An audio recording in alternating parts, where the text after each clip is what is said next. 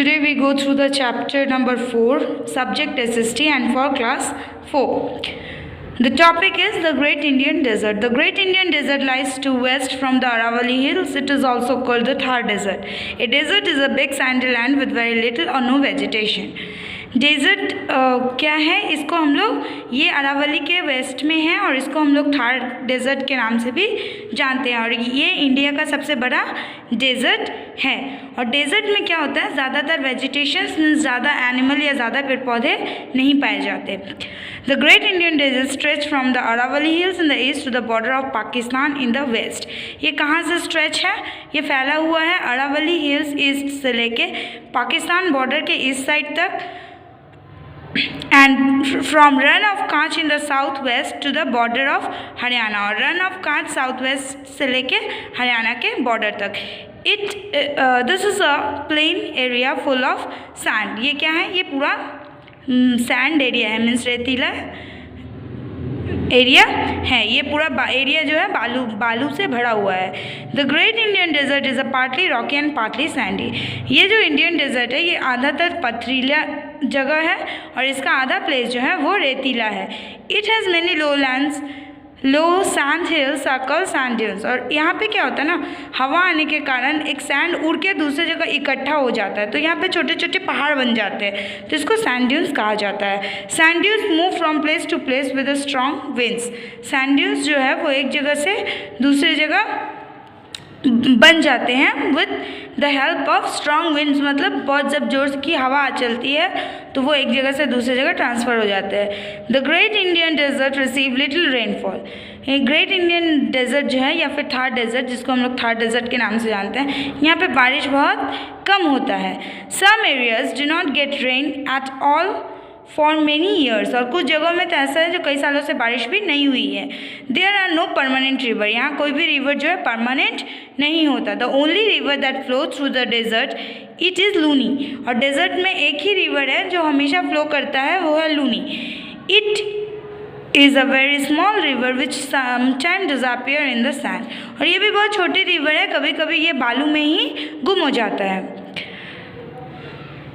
During summer the days are very hot but nights are cold because the sand cools down quickly after the sunset. Summer में क्या होता है, यहाँ पे गर्मी बहुत ज़्यादा रहती है, यहाँ का दिन गर्मी बहुत ज़्यादा होती है और रात को यहाँ पे ठंडी बहुत ज़्यादा होती है, क्योंकि जितनी जल्दी बालू जो है गर्म होता है उतना ही जल्दी बालू ठंडा भी हो जाता है।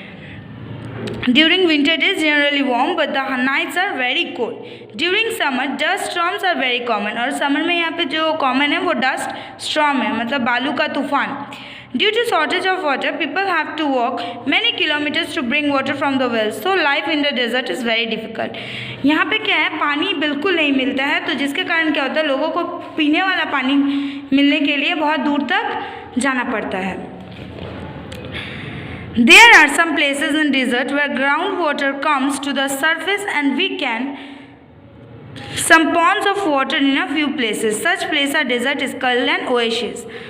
यहाँ पे क्या होता है, कुछ जगहों पे मीन्स पानी जो है वो अंदर से बालू के नीचे से बाहर निकलती हुई दिखाई देती है। इसको छोटे छोटे तालाब या छोटे छोटे रिवर बॉडी, वाटर बॉडी हम लोग इसको बोल सकते हैं। इसको डेजर्ट में ओएसिस कहा जाता है। The water from oasis used to grow crop like wheat,